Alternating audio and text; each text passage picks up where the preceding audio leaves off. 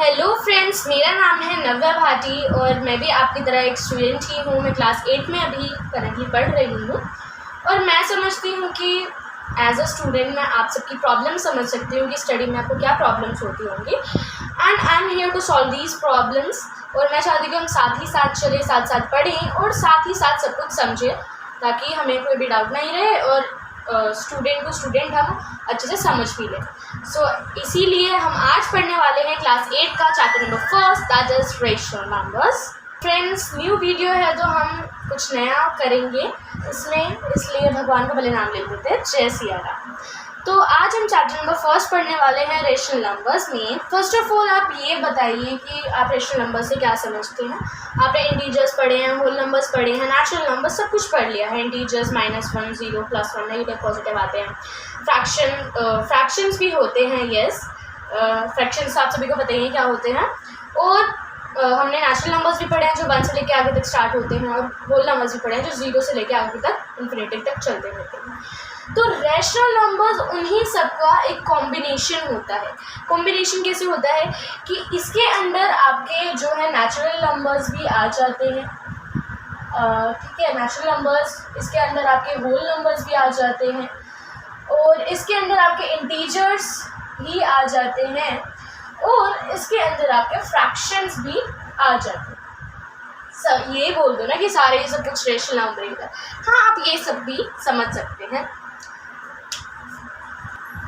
Yes. सो हम बोल सकते हैं कि ये सारे ये जो नंबर्स होते हैं इन्हें हम क्या बोलते हैं, इन्हें हम रैशनल नंबर्स बोलते हैं।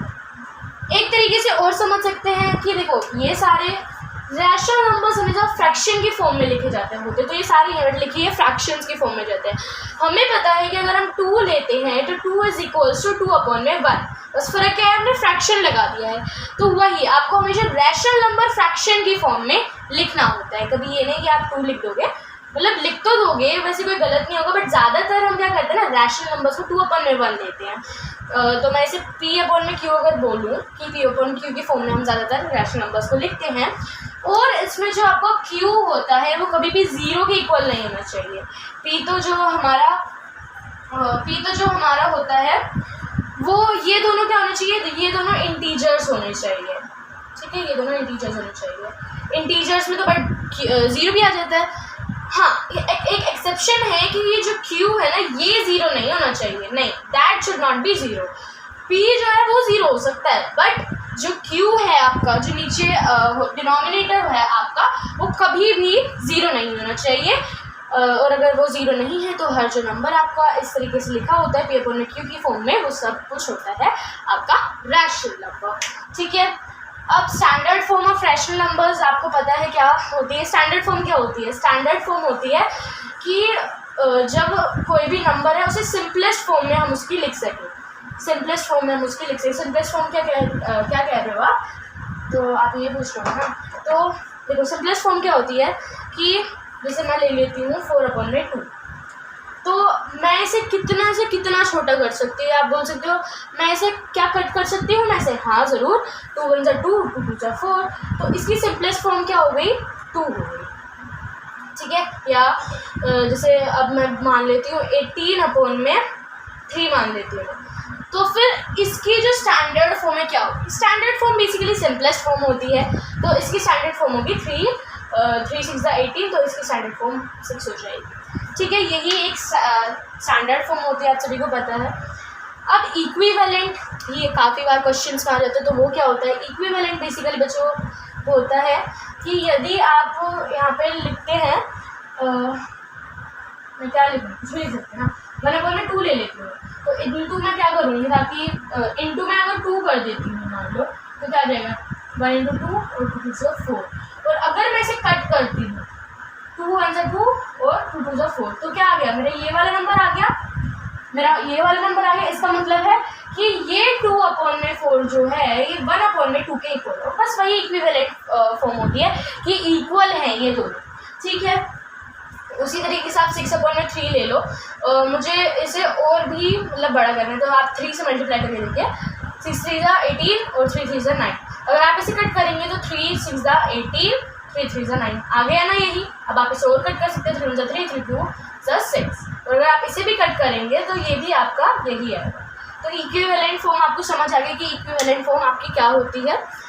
इक्विवेलेंट बेसिकली उसे मल्टीप्लाई अगर हम किसी भी नंबर को करते हैं ना, दोनों को करना चाहिए, बट ये नहीं कि आप 1 से किसी और को कर रहे हो, 2 से किसी और को कर रहे हो, इस एग्जाम्पल को ले रही हूँ ना, ऐसा आपको बिल्कुल भी नहीं करना। पढ़ लेते हैं एब्सोल्यूट वैल्यू क्या होती है। ठीक है, एब्सोल्यूट वैल्यू ना हमेशा जो होती है वो पॉजिटिव में लिखते हैं। मतलब क्या होता है, क्या बोल रहे हैं, देखो एब्सोल्यूट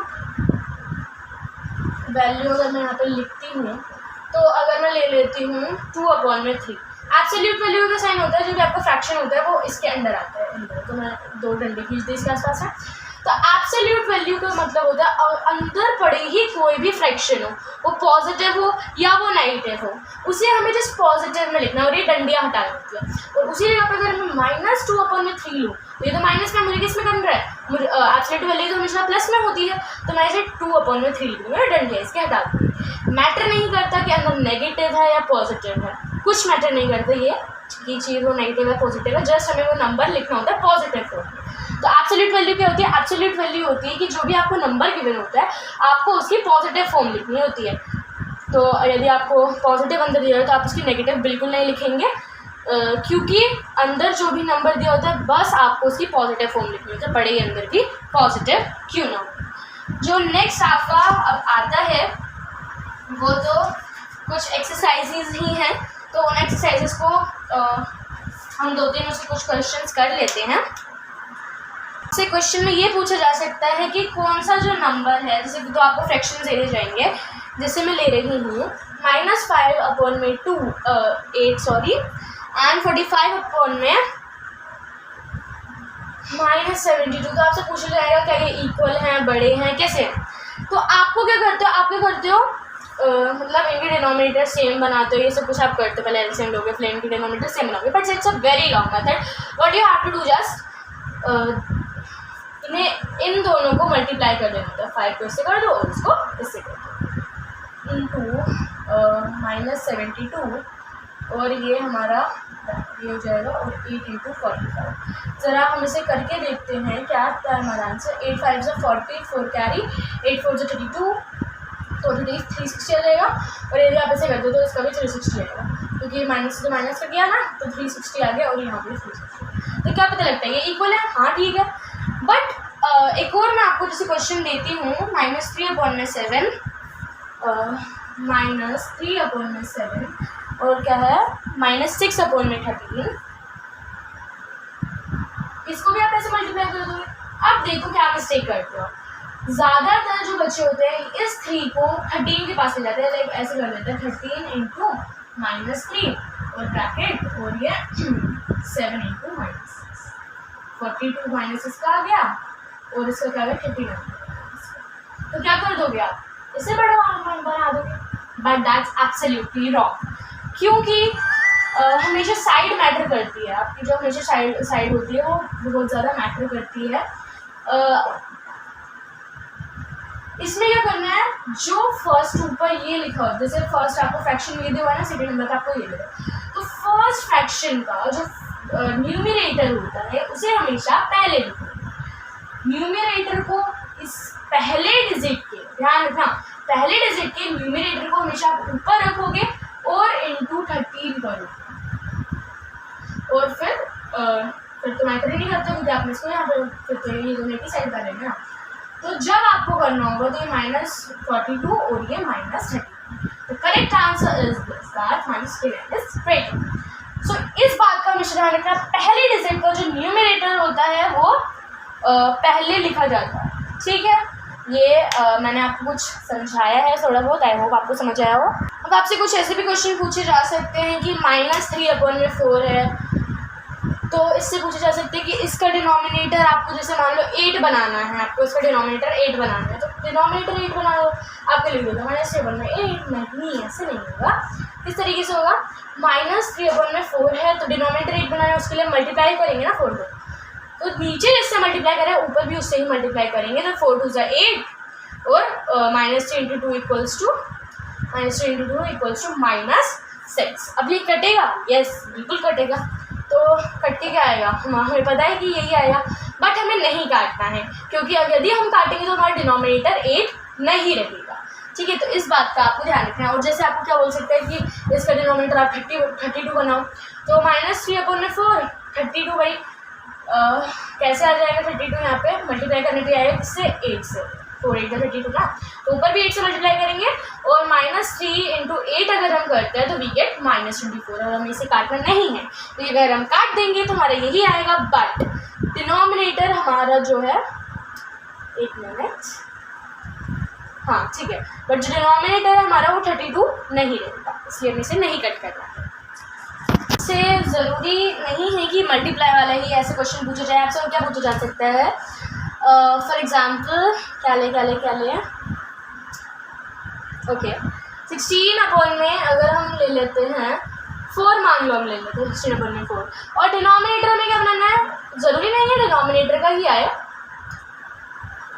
न्यूमिनेटर का भी आपका आ सकता है, तो सेम आपको बस यही करना क्या है बस, ठीक है। इसमें तो आपको मान लो जो आपका है डिनोमिनेटर वो आपको 2 बनाना है, तो अब आप क्या करोगे, इसे मुझे 2 बनाना है, 2 बनाने के लिए भाई मुझे क्या करना पड़ेगा, साफ साफ दिख रहा है, मल्टीप्लाई करना डिवाइड करना पड़ेगा। किससे डिवाइड करना पड़ेगा, मुझे 4 को किससे डिवाइड करना पड़ेगा, 2 से डिवाइड करना पड़ेगा।